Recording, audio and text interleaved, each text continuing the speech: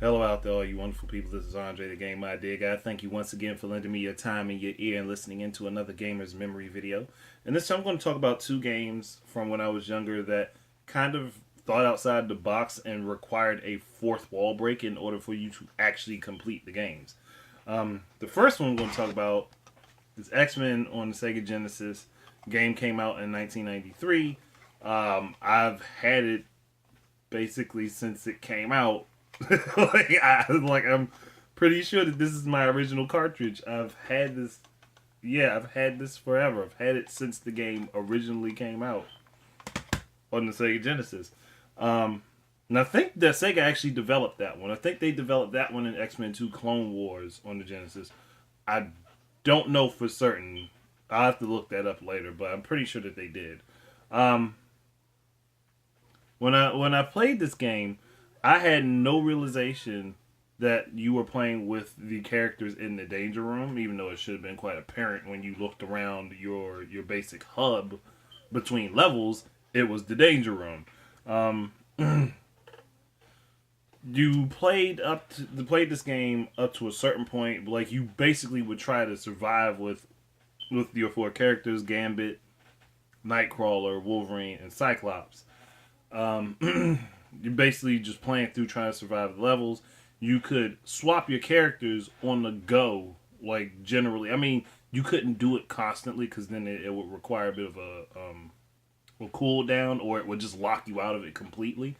So if you did it too many times in the level, you would not be allowed to do it anymore. So swapping a bunch of times early on in a level could screw you the heck over, especially if there were certain segments of a level that were better played with one character than another.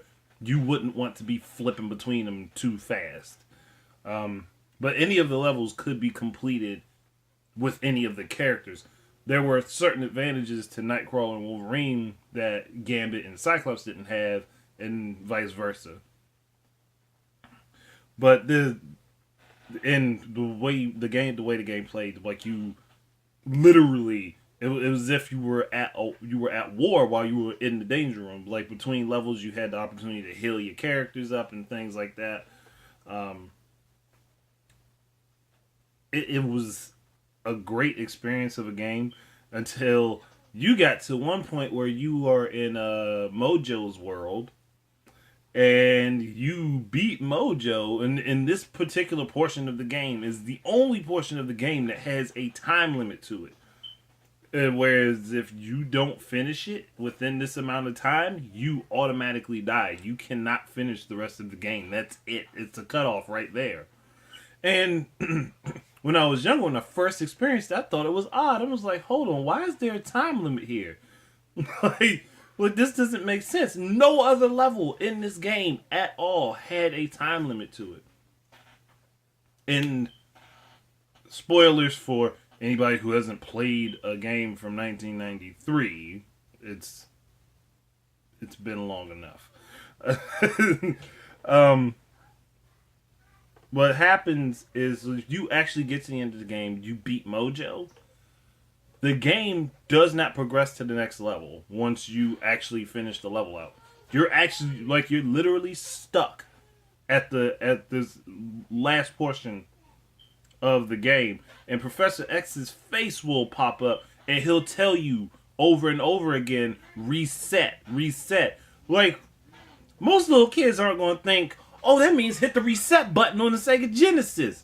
Like, no, you're not going to think that. The first thing that you're going to think is, how the heck do I reset? What do I do to go back? What do I fix? What did I miss? And I swear, I got to the end of that area with my brother, like, between me and my brother playing it. We got to the end of that particular section like 4 or 5 times without understanding what was going on. And then just at random, my brother decided, you know what? Let me just hit well, I don't know if it was 4 or 5. Maybe it was 2 or 3. But my brother just said, let me just hit the reset button and see if that does anything. And I was so confused. I was like, that's not going to work. Lo and behold, he hits the reset button. Everything goes back to normal. Characters are fully healed up. And then they can actually take on the mission to take down Magneto on Asteroid M. And I'm like, sitting here as a little kid, like, how does that work? Like, that doesn't make sense.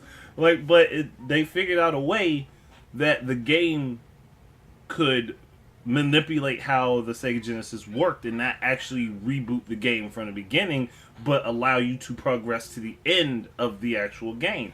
And that was actually a really cool concept, and that's something we probably likely will not see in any console games at all. Like, you might see something similar to it in PC games, but we're not likely to see stuff like that in console games at all as of now.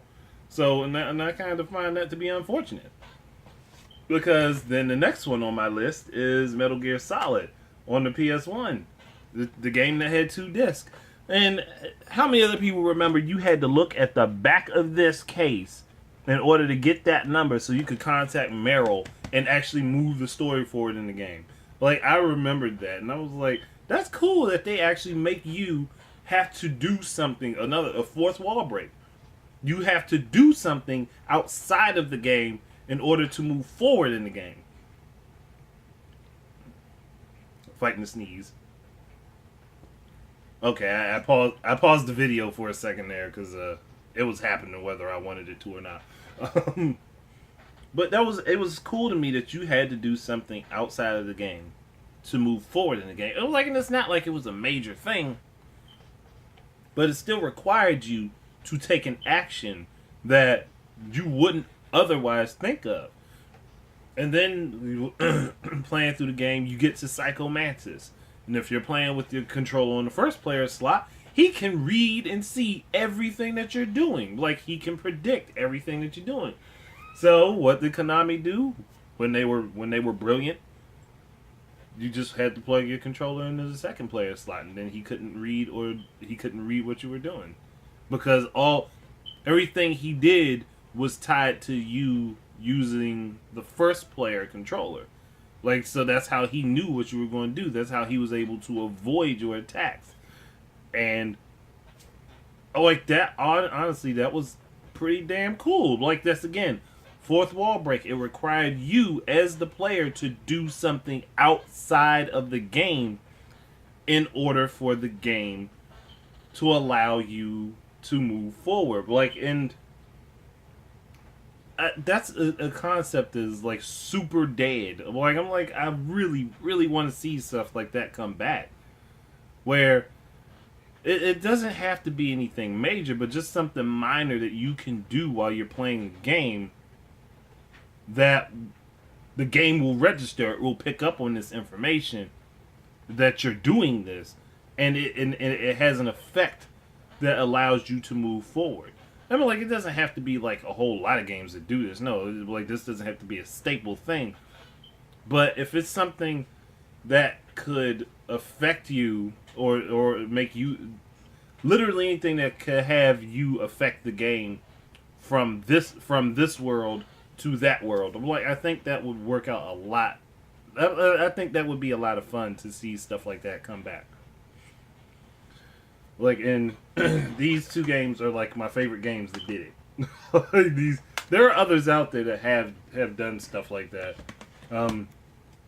Eternal Darkness, I don't really know if you could consider that a fourth wall break, because it was just the game manipulating what you saw rather than you actually having to do something from outside the game to affect anything in the game.